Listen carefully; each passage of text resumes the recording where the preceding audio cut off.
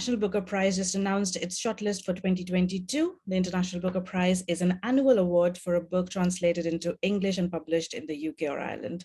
This prize aims to encourage more reading of quality fiction from all over the world. And to talk more about this year's shortlist, submissions, and world fiction, I have with me Frank Wynne, who is one of the judges of the International Booker Prize this year, and he's also an author himself and a literary translator. Hello, Frank. Welcome, and thank you for joining me. It's lovely to be here. Yeah, to be chosen as one of the judges for the International Booker Prize, how does it feel? When you're asked to be a judge, you think, I mean, it is very flattering, and you think, how will this impact my life? And you think, okay, I think I can probably do this. You have no idea how much this is going to take over your entire life. It's actually extraordinary to spend 6 months in the company of hundreds, well, 137, in fact, authors and their translators. And obviously being a translator, this offers me an opportunity to spend time with my colleagues and my friends and people who I don't always get a chance to read. I mean, if you look at the shortlist, these books don't have much. There are some themes they have in common, but the way in which they approach what fiction is and what it means is completely different. And so you have to trust your instinctive response. You have to trust the other judges who are judging with you. You have to talk about how individual books make an impact on you, what sort of impact they make. And you have to try and do so without going into it with a particular idea in mind. I think the more narrow, the more rigid your idea of what fiction should be, the more difficult it would be for you to do this. You have to go in and say, look, whatever it is, surprise me. Yeah, 137 books, like you said. Was it daunting? How was the experience? Well, it was 137, of which one was disqualified because it had been published in the wrong year, and one was withdrawn. So that brought it down to 135, but we read 137. Terrifying is what it is, because the books come in slowly. So at the very beginning, you know, for the first month that you're doing your reading, you may only have 15, maybe 20 books, and then more and more and more come in, and then you're not quite sure how many they're going to be altogether. But there were months when, you know, we were reading anything between 30 and 40 books in a month. Yeah. And how would you summarize this year's submissions? I don't think you can, really. What has been extraordinary over the past, say, 10 years is the number of smaller independent publishers. What this has meant is that we have, if you go back 20, 30 years, the bulk of fiction being translated into English came largely from Europe, from French, German, Spanish, Italian, some of the Scandinavian languages. But you have, you know, publishers like Charco who focus on Latin American fiction in particular, Tilted Access, who are championing works from Asian languages, Istros, who champion works from Eastern Europe, and on and on and on. I mean, it's not just that in the process of reading, I discovered books I didn't know, fine, or authors I'd never heard of, fine. I discovered publishers I'd never heard of, you know, all of whom are contributing to broadening what it is that we have.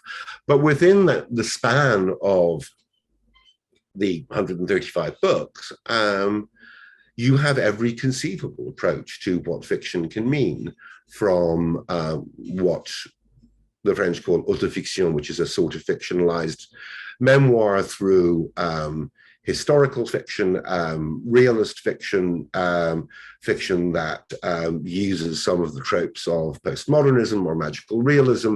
You have every conceivable genre of fiction.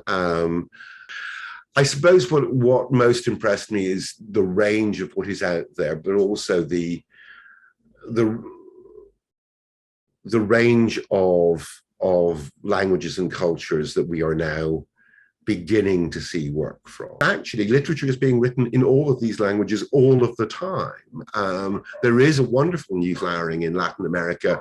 We are beginning to be introduced to great Korean writers. It was wonderful to have a number of books from Indian languages, not just from Hindi, but from Tamil and from Urdu, all of which, you know, have been noticeably missing from what we tend to get in the UK. Yeah, the world does read more diversely now. And how do you think an esteemed prize as this will help shine a light on literary talents from non-speaking, you know, in the non-speaking world? And, you know, the readers and even avid readers, they don't know much about these books. I think what the International Booker does is, I mean, obviously the book that wins is important and will get a significant boost, but actually I think that both the long list and the short list are important, because actually I think that it is the responsibility of a prize, just as it is the responsibility of a publisher, to bring great books to readers and readers to great books. That is what publishing is. At the end of the day, what matters is less the prize itself than the readers who, through that prize, end up discovering authors they would never have heard of, writers and translators they would never have come across before, and perhaps forms of literature and glimpses of cultures that they have little or no understanding of before they begin reading. Yeah, and do you think publishers do enough to bring forth good talent and promote them more widely? Because I always see the more hyped authors get more promotions.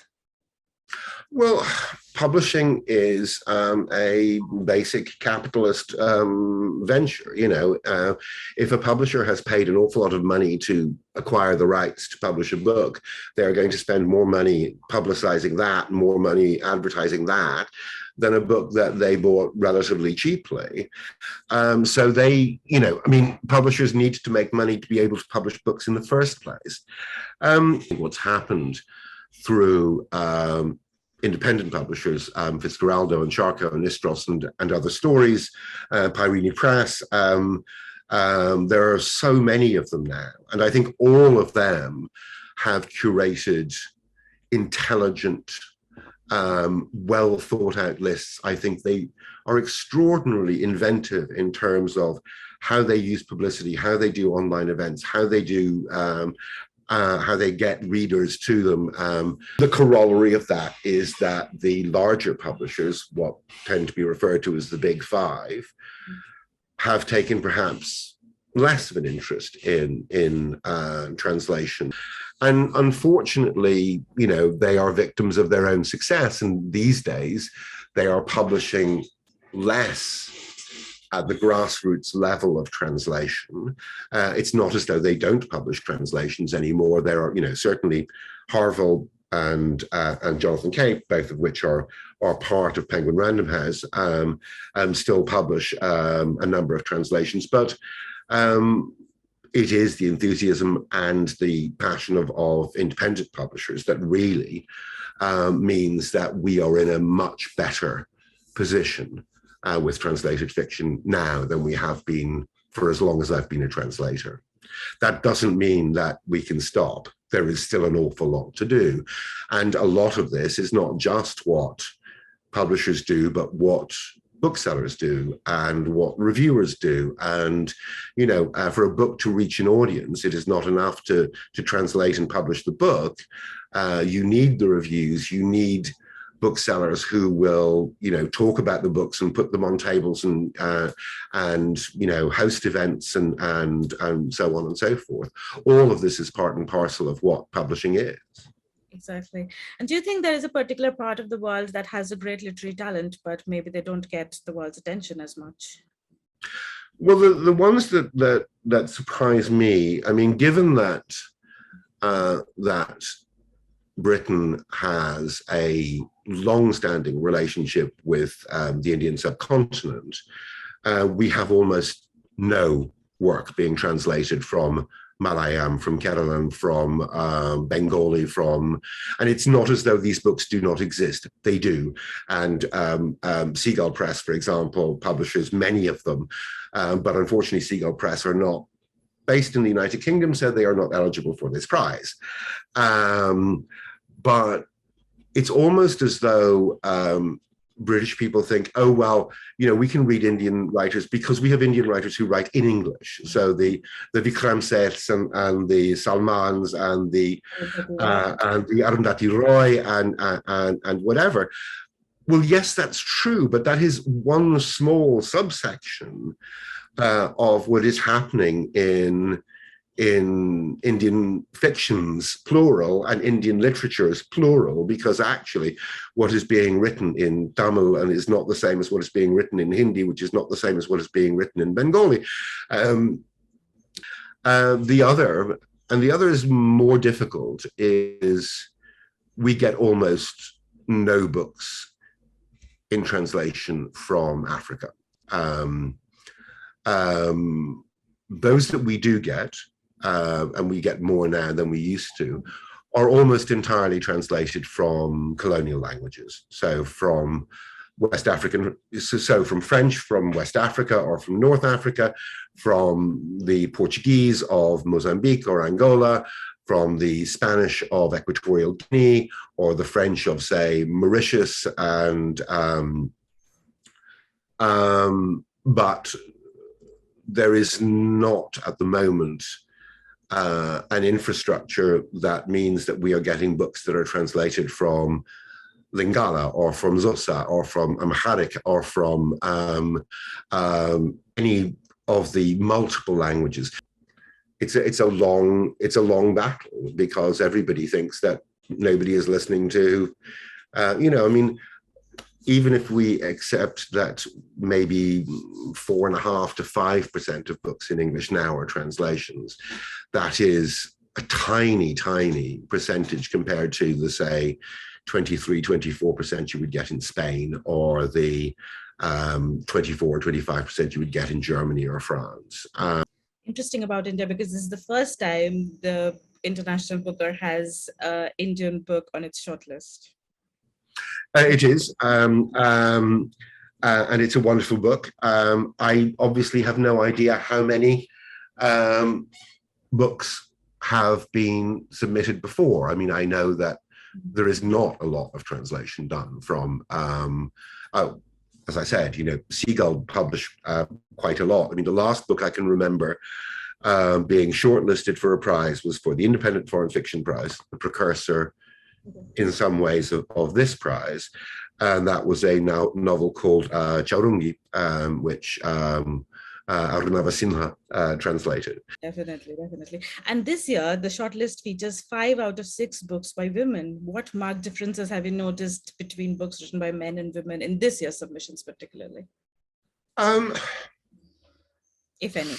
More generally, I suppose, there are certain types of male writers who write what in Latin American fiction used to be called total novels, who try to create a world that tells you what the world is and encompass everything in the world.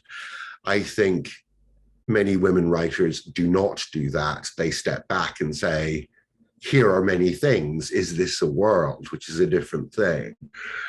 But I wouldn't like to didactically say that this is what they do. And well, what surprises you still when it comes to reading fiction? Because fiction has changed so much. There's so much experimentation. Like you just said, it was so much about being a world. Vikram said, all of these writers who create entire worlds, like, you don't want to come out of it. I'm still not out of A Suitable Boy, but now it's all about experimentation. Everybody is writing a book in a series of letters, or Max Porter is writing sentences that almost don't make sense. I mean, and yet that's great fiction. So what surprises you still? I think it is important I think that the form of a piece of fiction should be dictated by what the piece of fiction is trying to say and trying to do. I think if you impose this If you say, I'm going to write a postmodern novel, then I'm not really interested. If while you're writing a novel, that becomes the way in which you can best tell the story that you're telling, then of course that will work. But I don't think you can paste form onto something like an accessory. Experimentation, I think fiction constantly reinvents itself. Everything is new and nothing is new. Okay, one last question. Have you made a decision? It's going to be announced like in 2 or 3 days. No, our next meeting is on the 24th. I honestly could not tell you right now what I think will win. I now know the judges very well. I can imagine the arguments that we will have. Yeah, to be a fly on the wall where you're discussing all of this. Well, yes, I'll take extemporary notes, and send them to you. No, it's they've been enormously good humored. I think if you're genuinely passionate, if the judges are all genuinely passionate about reading, about the experience of literature, about inhabiting the minds of authors through translators, then actually it never becomes terribly bitter, because you respect somebody else's passion. You respect the fact that actually, yes, this genuinely makes them feel extraordinary and alive and whatever. Thank you so much for talking to me today. This was a really interesting conversation.